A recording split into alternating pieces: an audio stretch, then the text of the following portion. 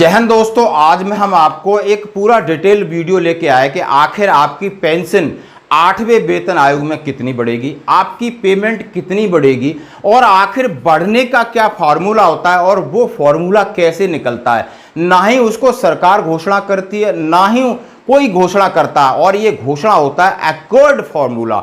इन accord formula है क्या, उसमें कौन कौन सी चीजें 6th पे कमीशन में 7th पे कमीशन से लागू हुआ है, तो उसमें क्या बेसिक इसके कॉन्सेप्ट है, उस बेसिक कॉन्सेप्ट से किस तरह फिटमेंट फैक्टर निकलेगा और कितने % बढ़ोतरी होगी, आज आपके सामने मैं क्लियर कर देता हूं कि डीए मर्ज होने के बाद आपकी कितनी होगी और इसी के बीच में होगी। क्योंकि जब मैं बोर्ड पे समझाऊंगा तो आपको आसानी से समझ में आ जाएगा कि भाई मैं सर्विस में हूं, मेरी बेसिक पे इतनी है प्लस एमएसपी मिला के इतनी है, मैं गुणा इतना करूंगा तो मेरी 1 जनवरी 2026 को इतनी मेरी तनख्वाह बनेगी।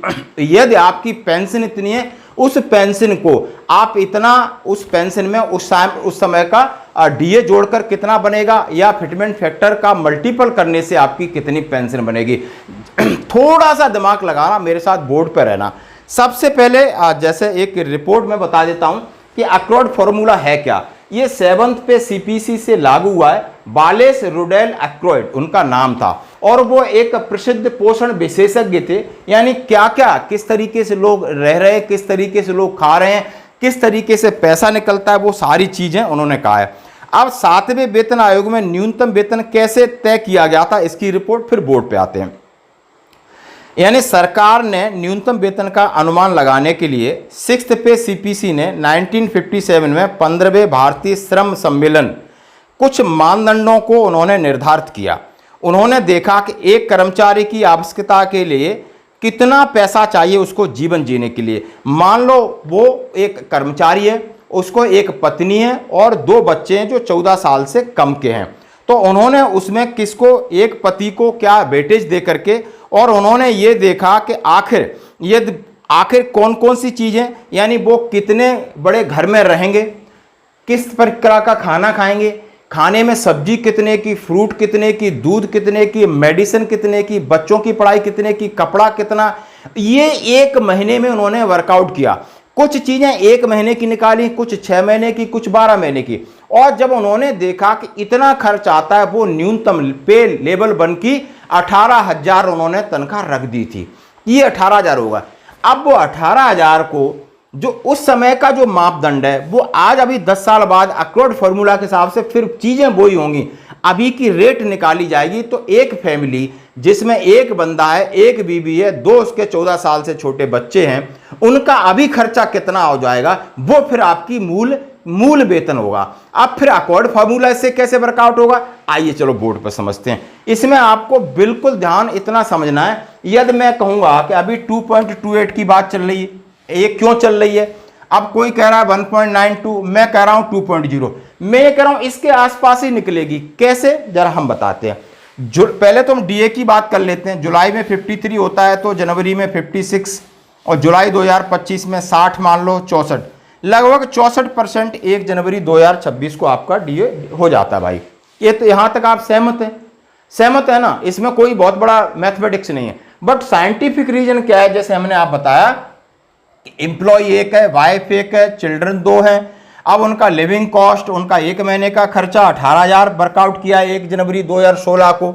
जीवन की सभी बुनियादी जरूरतें आराम से पूरी हो जाएं, सेम फैमिली सेम खर्चा 1 महीने का, आफ्टर 10 ईयर 35,000 रुपए निकाला। अब इसकी सारी तुलना की, पहले 18,000 था, अब हमने पूरा खर्चा निकाला, ये जो कमेटी है इसी को बोलते हैं। अब वो 18,000 की 35,000 में महीना चलेगा, करेक्ट बात, मान लो 35 चलेगा। इसको छोड़ देते हैं। यदि पहले 2.28 की जब बात ये कह रहे थे तो आप लगाइए कि 18,000 इंटू 2.28, तो आपकी बेसिक बन रही थी 41,000 बन रही थी, लेकिन ये शायद किसी को ज्यादा लगे। फिर अब कैसे बढ़ोतरी कितनी हुई कि 18,000 तो आपकी मिनिमम है 64,000 आपका डीए, वो हो गया 11,700 1 जनवरी 2016 में, तो 29,700 टोटल तो उसकी वैसे ही होगी, करेक्ट है ना। 29,700, जैसे आपकी कुछ भी है 20,000 है, मान लो पेंशन है, तो 20,000 और आप समझ सकते हो 64% आपका डीए, समझ रहे हो। 20,000 पे, तो आप 64 अपना डीए लगा सकते हो कि 64% मेरा डीए कितना होगा। मतलब ये दोनों जोड़कर मैं 18,000 का एक एग्जाम्पल ले रहा हूं, तो 29,700 यहां पर होता है, ये इनका हो गया। अब इससे 41,000 यानी कितने का फर्क पड़ रहा है आप समझ सकते हो, लगभग 12,000 11,500 का, चलो इतना फर्क पड़ रहा है। ये हम फैक्टर 1.92 लगाते हैं तो हमारा बन रहा है 34,560, ये लगभग रिलायबल लग रहा है, 34,560 लग रहा है। यदि हम 2 फैक्टर लगाते हैं तो 36 पड़ रहा है, यानी ये न्यूज चल रही है जितनी।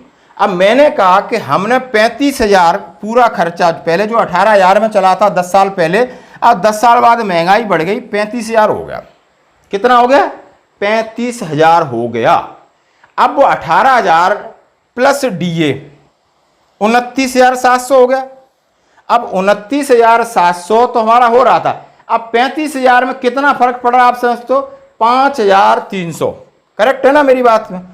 5300 का ही फर्क पड़ा ना। तो इतनी बढ़ोतरी हुई 10 साल में, क्योंकि कुछ बढ़ोतरी डीए ने कवर कर दी। भाई डीए भी तो बढ़ रहा है ना, वो भी सेम उसी प्रोसेस में। अब मूल वेतन को बढ़ाना है, डीए मूल वेतन नहीं है, अब मूल वेतन को बढ़ाना है और डीए को मर्ज करना है। तो डीए आपका 18,000 पे 11,700 मर्ज कर दिया तो 29,700 हुआ। तो आप समझ सकते हो 35,000 फिक्स किया तो 5,300 का फर्क पड़ा। अब फैक्टर कैसे निकलेगा? 35,000 डिवाइडेड बाई 18,000 इक्वल टू 1.94, ये फैक्टर निकल गया। अब 1.94 है। अब आप रघु जी के basic pay plus MSP is equal to into fitment factor is equal to new basic pay. अब आपकी जो बेसिक पे होगी, अब आपने डीए खत्म हो गया, आपके लिए जब फिटमेंट फैक्टर आ गया तो डीए का काम मर्ज हो गया। अब आपकी जो मूल वेतन है और आप एमएसपी जोड़ दो, 1.94 से गुणा कर दो, ये आपकी बेसिक होगी। यानी न्यूनतम बेसिक 35,000 है तो उसी हिसाब से बढ़ती रहेगी। और कितना बड़ा आप समझ सकते हो। तो ये है कॉन्सेप्ट, और इस कॉन्सेप्ट, ये साइंटिफिक कॉन्सेप्ट है ना, तो गवर्नमेंट इसकी अनुशंसा करे कुछ नहीं।